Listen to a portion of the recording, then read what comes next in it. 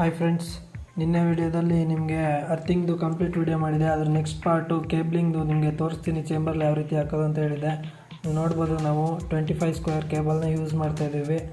So ಇವಾಗ ನಾವು chamber ತನಕ ನಮ್ಮ ಬಿಲ್ಡಿಂಗಿಂದ ಡಿಗ್ಗಿಂಗ್ ಮಾಡಿ ಅಲ್ಲಿ ತನಕ ಸ್ವಲ್ಪ ನಾವು ಕನ್ಸೀಡ್ ಮಾಡ್ತೀವಿ, ಡಿಗ್ಗಿಂಗ್ ಮಾಡ್ತಾಯಿದ್ದಾರೆ.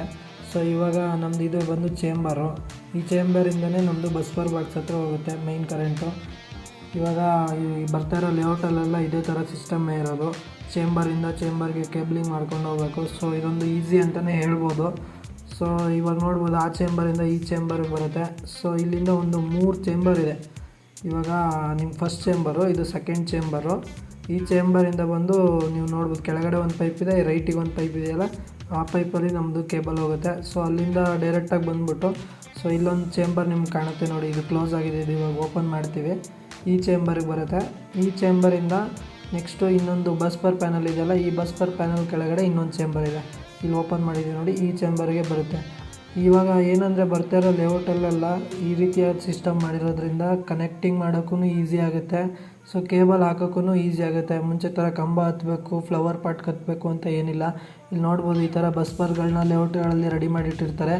7 ಕೇಬಲ್ನ ಕನೆಕ್ಟ್ ಮಾಡ್ಬೋದು. ಆಲ್ರೆಡಿ ಒಬ್ರಿಗೆ ಒಂದು ಕೇಬಲ್ ಕನೆಕ್ಟ್ ಮಾಡಿದ್ದಾರೆ ನೋಡಿ, ಅದು ಸಿಂಗಲ್ ಫೇಸ್ ಮಾತ್ರ ತೊಗೊಂಡಿದ್ದಾರೆ. ಈಗ ಟೋಟಲಾಗಿ 7 ಬಿಲ್ಡಿಂಗ್ಗಳಿಗೆ ನಾವು ಕೇಬ್ಲಿಂಗ್ನ ಇದರಿಂದ ಎಳ್ಕೊಬೋದು.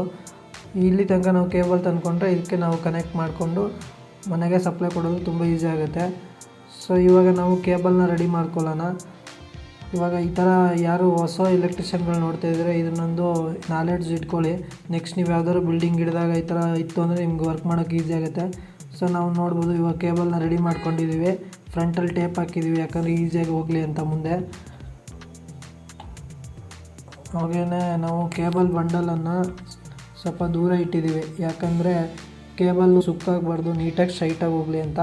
ಇವಾಗ ಇಲ್ಲಿಂದ ನಾವು ಕೇಬಲ್ನ ಸ್ಟ್ರೈಟಾಗಿ ಎಳ್ಕೊಂಡು ಹೋಗ್ತೀವಿ ಈ ಕಡೆಯಿಂದ ಬಸ್ ಬಾರ್ ಬಾಕ್ಸಿಂದ. ಕೇಬಲ್ನ ಇವಾಗ ನಾವು ಸ್ಟ್ರೈಟಾಗಿ ಮಾಡಿ ಅಲ್ಲಿ ತನಕ ಎಳೆದಿಟ್ಕೊಂಡಿದ್ದೀವಿ. ಇವಾಗ ಕೇಬಲ್ ಎಳಿತಾ ಇದ್ದಾಗೇ ಈ ಕಡೆಯಿಂದ ಬಿಡಿಸ್ಕೊಡ್ಬೇಕು ಒಬ್ಬರು. ಇವಾಗ ಕೇಬಲ್ ಎಳಿತಾ ಇದ್ದಾರೆ. ಇವಾಗ ಒಂದು ಚೇಂಬರಿಗೆ ಬಂದಿದೆ. ಇವಾಗ ಈ ಕಡೆಯಿಂದ ಎಳಿತಿದ್ದೀವಿ ನಾವು ಬಸ್ ಬಾರ್ ಕಡೆಯಿಂದನೇ, ಯಾಕಂದರೆ ಎಕ್ಸ್ಟ್ರಾ ಎಷ್ಟು ಬೇಕಾಗುತ್ತೆ ನೋಡಿ, ಆ ಕಡೆಯಿಂದ ಬಿಟ್ಕೊಂಡು ಈ ಕಡೆ ಕಟ್ ಮಾಡ್ಕೋಬೋದು. ಇವಾಗ ನೋಡ್ತಾ ಇದ್ರೆ ಆ ಚೇಂಬರಿಂದ ನೆಕ್ಸ್ಟ್ ಚೇಂಬರ್ಗೆ ತಳ್ತಾ ಇದ್ದಾರೆ ಕೇಬಲ್ಲು. ಇವಾಗ ಆ ಚೇಂಬರ್ಗೆ ಬಂದಿದೆ. ಸೊ ಯಾಕಂದರೆ ಈ ರೀತಿಯಾಗಿ ಚೇಂಬರ್ ಮಾಡಿದ್ರೆ ನಮ್ಮ ಕೆಲಸನೂ ಬೇಗ ಆಗುತ್ತೆ. ಇವಾಗ ರೋಡ್ ಕಟ್ಟಿಂಗ್ ಮಾಡಬೇಕು, ಆ ಥರ ಎಲ್ಲ ಯಾವುದೇ ಪ್ರಾಬ್ಲಮ್ಗಳಿರಲ್ಲ. ಇವಾಗ ಈ ರೀತಿ ಸಿಸ್ಟಮ್ನ ನಾರ್ಮಲ್ ಎಲ್ಲ ಜಾಗದಲ್ಲೂ ಉಪಯೋಗಿಸಿದ್ರೆ ಎಷ್ಟೋ ರೋಡ್ಗಳು ಚೆನ್ನಾಗಿರ್ತವೆ. ರೋಡ್ಗಳನ್ನ ಕಟ್ಟಿಂಗ್ ಮಾಡೋಂಥ ಸಮಸ್ಯೆನೇ ಬರೋದಿಲ್ಲ. ಇವಾಗ ನೀವು ನೋಡ್ಬೋದು, ರೋಡಲ್ಲೆಲ್ಲ ತುಂಬ ಜನ ಕಟ್ಟಿಂಗ್ ಮಾಡಿ ರೋಡ್ನ ಎಲ್ಲ ಹಾಳು ಮಾಡಿಬಿಡ್ತಾರೆ. ಸೊ ಸರ್ಕಾರದವರು ಈ ರೀತಿಯಾಗಿ ಎಲ್ಲ ಕಡೆನೂ ಇದೇ ಥರ ಸ್ಪೆಷಾಲಿಟಿ ಮಾಡಿದ್ರೆ ಕೆಲಸನೂ ಈಸಿ ಆಗುತ್ತೆ, ರೋಡು ಚೆನ್ನಾಗಿರುತ್ತೆ. ಇವಾಗ ನಮ್ಮ ಕೇಬಲ್ ಬಂದಿದೆ ಇವಾಗ 2ನೇ ಚೇಂಬರ್ಗೆ.